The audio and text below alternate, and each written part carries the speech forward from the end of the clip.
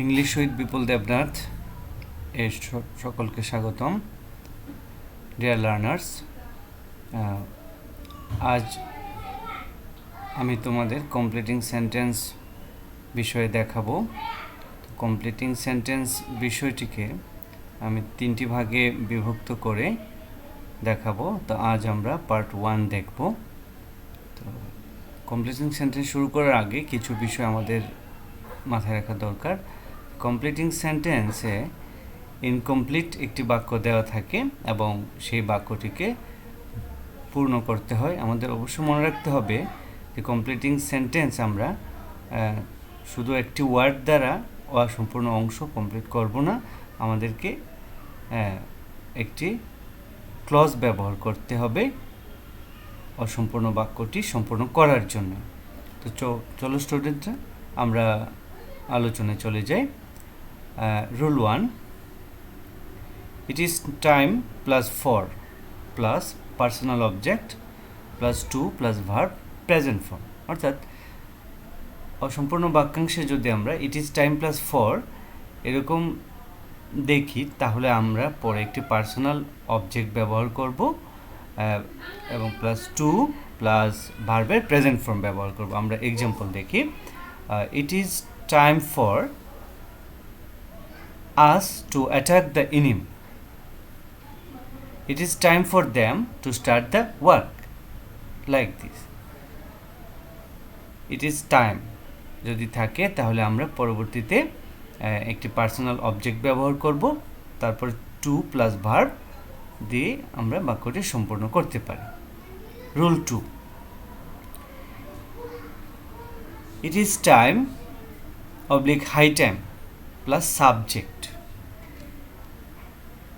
এরকম প্যাটার্ন যদি আমরা দেখি তাহলে আমাদের পরবর্তী অংশে ভার্বের পাস্ট ফর্ম ব্যবহার করে বাক্যটি সম্পূর্ণ করতে হবে। আমরা এক্সাম্পল লক্ষ্য করি। It is time we went home. It is time they earn their livelihood. যেহেতু এখানে ইট ইজ টাইমের পরে আমরা সাবজেক্ট পাচ্ছি, তো আমরা পরবর্তী অংশে ভার্বের পাস্ট টেন্স ব্যবহার করলাম। এরকম আরও এক্সাম্পল হয়। Suppose it is high time we changed our eating habit.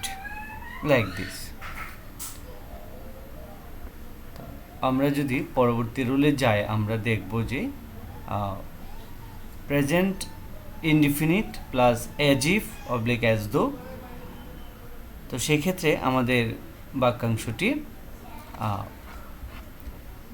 পরবর্তীতে পাস্ট ইনডিফিনিট ব্যবহার করে আমাদের বাক্যটি সম্পূর্ণ করতে হবে। দ্যাট মিন্স অ্যাজ ইফ অথবা as if as though, as if অথবা অ্যাজ দো যুক্ত অসম্পূর্ণ বাক্যের প্রথম অংশে যদি প্রেজেন্ট ইনডিফিনিট থাকে, তাহলে আমরা পরবর্তী অংশে পাস্ট ইনডিফিনিট ব্যবহার করব।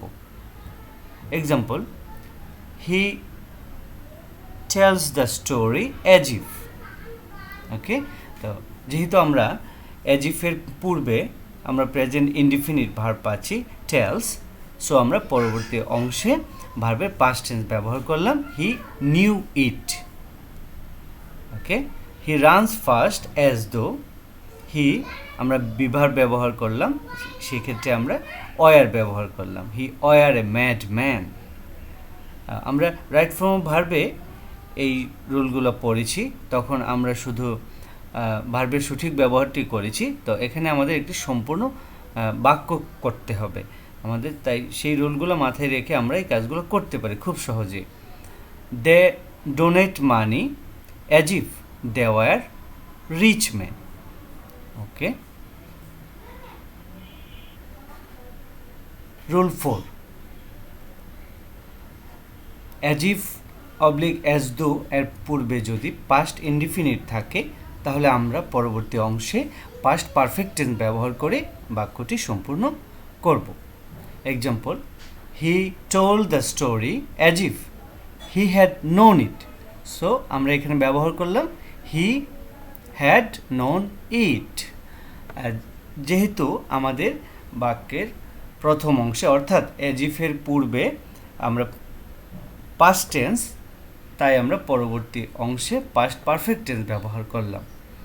আরেকটি example, she proceeded as though I had not spoken, like this.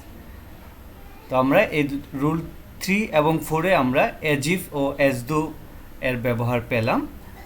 As if O as though এর পূর্বে যদি প্রেজেন্ট ইনডিফিনিট থাকে, আমরা পরবর্তী অংশে পাস্ট ইনডিফিনিট ব্যবহার করে বাক্য সম্পূর্ণ করলাম, এবং অ্যাজ ইফ বা অ্যাজ দো এর পূর্বে যদি পাস্ট ইনডিফিনিট থাকে, আমরা পরবর্তী অংশে পাস্ট পারফেক্ট ব্যবহার করে বাক্য সম্পূর্ণ করলাম। রুল 5, রুল 5-এ আমরা পাচ্ছি conditional sentence.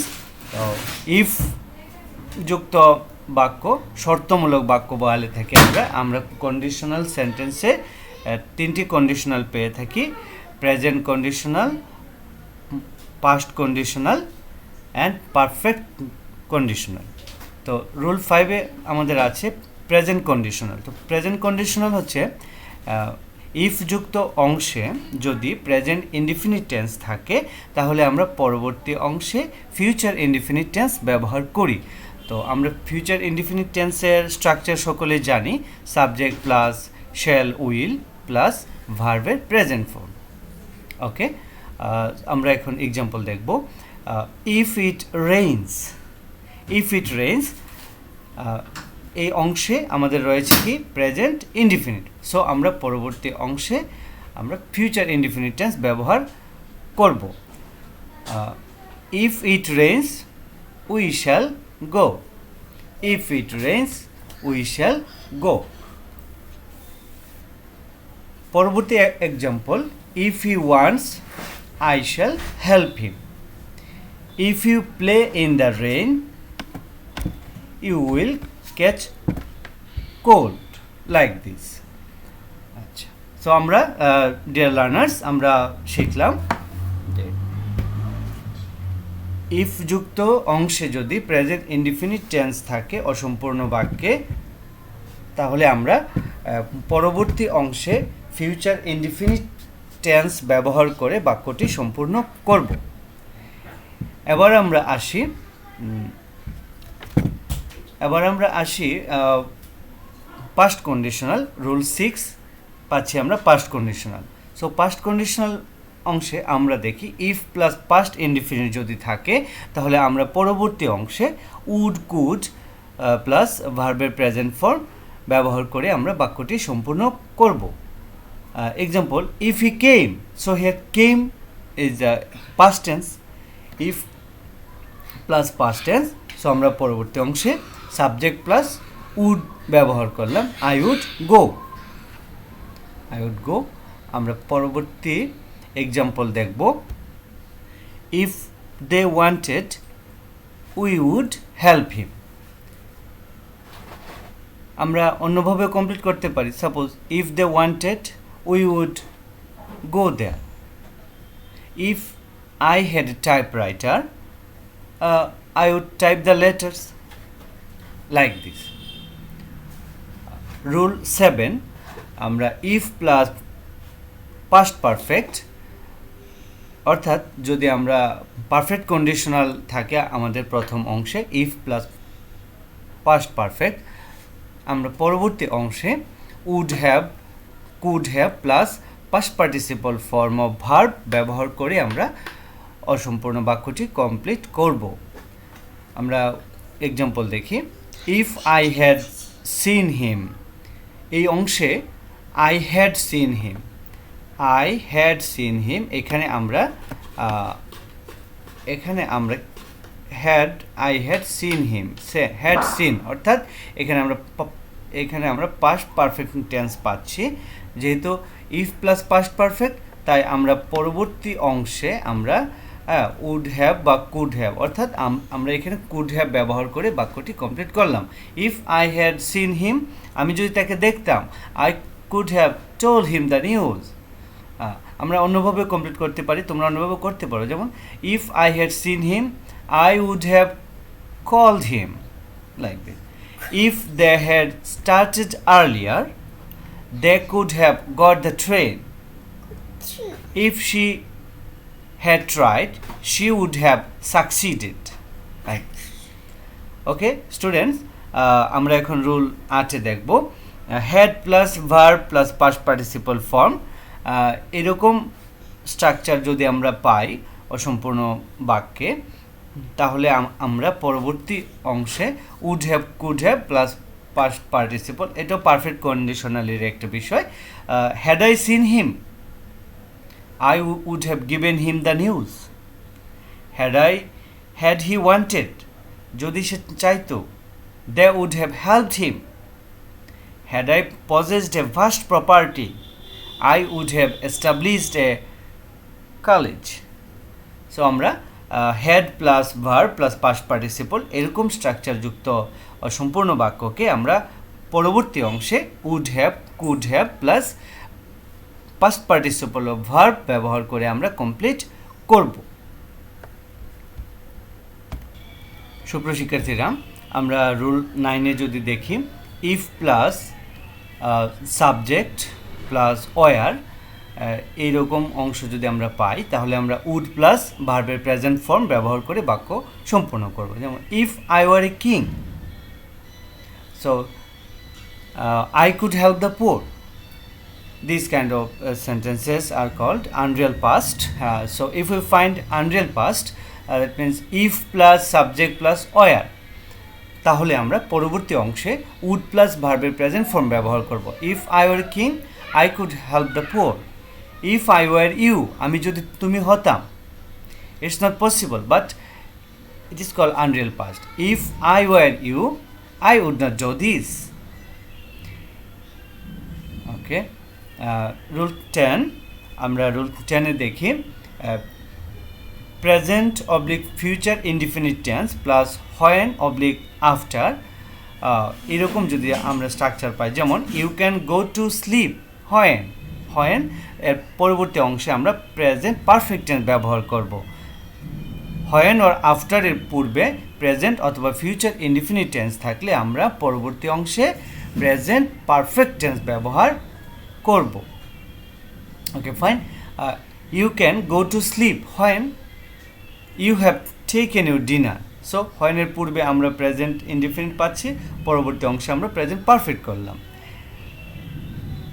You will return me the book after you have finished reading it, অর্থাৎ আফটারের পূর্বে আমাদের রয়েছে প্রেজেন্ট ইনডিফিনিট, এখানে রয়েছে ফিউচার ইনডিফিনিট, সো আমরা পরবর্তী অংশে প্রেজেন্ট পারফেক্ট টেন্স ব্যবহার করলাম। Another example, he will swim after, future indefinite রয়েছে আফটারের পূর্বে, আমরা পরবর্তী অংশে প্রেজেন্ট পারফেক্ট টেন্স ব্যবহার করতে পারি। He will swim after he has changed his dress. Okay, rule 11, would that oblique wish plus war.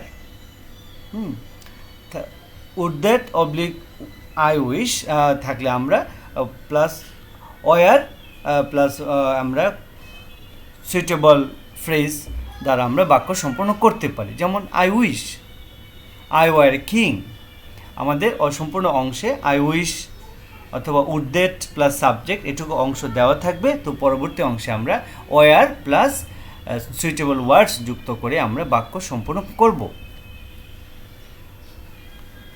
তো আমরা ডিয়ার স্টুডেন্টস, আমরা পরবর্তী অংশে দেখব। সাপোজ এখানে আরেকটি এক্সাম্পল দেখি, would that he were alive today, যদি এমন হতো সে বেঁচে থাকতো। ওকে, তো ডিয়ার স্টুডেন্টস, আমরা রুল 12-তে আমরা দেখব, রুল 12-তে আমরা দেখব উড ইউ মাইন্ড স্ট্রাকচারটি। তো আমরা যদি উড ইউ মাইন্ড পাই বাক্যে, অসম্পূর্ণ বাক্যে, তাহলে আমরা পরবর্তী অংশে ভার্ব প্লাস আইএনজি, ভার্বের আইএনজি যুক্ত ফর্ম ব্যবহার করে, আইএনজি যুক্ত ফর্ম প্লাস সুইটেবল ওয়ার্ডস যুক্ত করে আমরা বাক্যটি সম্পূর্ণ করব। তো আমরা যদি খেয়াল করি এক্সাম্পল দেখব, আমরা সাপোজ এক্সাম্পল আমরা পাচ্ছি উড ইউ মাইন্ড, আমাদের এইটুকু অংশ দেওয়া থাকবে, would you mind, would you mind, okay, would you mind, would you mind taking a cup of tea? Would you mind opening the door. Okay, আমি এরকমও বলতে পারি would you mind helping the poor, like this. Okay, আমরা it is টাইমের আরেকটা structure পাই, it is time plus to plus ভার্বের present form. It is টাইমের পরে কোনো সাবজেক্ট যদি না থাকে, শুধু টু থাকে, তাহলে আমরা পরবর্তীতে ভার্বের প্রেজেন্ট ফর্ম ব্যবহার করে বাক্যটি সম্পূর্ণ করতে পারি। ওকে ফাইন, যেমন it is time to start the work, it is time to leave the place, it is time to study hard for the students, it is time to stay at home, like this. Okay, rule 14, আমরা আমাদের part 1-এ rule 14 পর্যন্তই আমরা দেখব। আমরা পরবর্তী ভিডিওতে আমরা বাকি রুলগুলো দেখব। তো আমরা সর্বশেষ রুলটি দেখতেছি, rule 14, so much oblique many যদি আমরা দেখতে পাই অসম্পূর্ণ অংশে, সো পরবর্তী অংশে আমরা দ্যাট প্লাস সাবজেক্ট, প্রথম subject plus plus can oblique can not দ্বারা আমরা বাক্য সম্পূর্ণ করব। যেমন you have so much intelligence, you have so much intelligent that আমরা প্রথম সাবজেক্ট অর্থাৎ ইউ আমরা আবার ব্যবহার করলাম you can get a job. There are so many problems that I can not solve them. Okay, হ্যাঁ, সাবজেক্ট আমরা ব্যবহার করলাম you have so much money that you can buy A ticket. So dear learners, আমরা completing সেন্টেন্সের আমরা 14টি rule আজকে পড়লাম। আমরা পরবর্তী ভিডিওতে আমরা বাকি রুলগুলো পড়ব। তো সবাইকে ধন্যবাদ।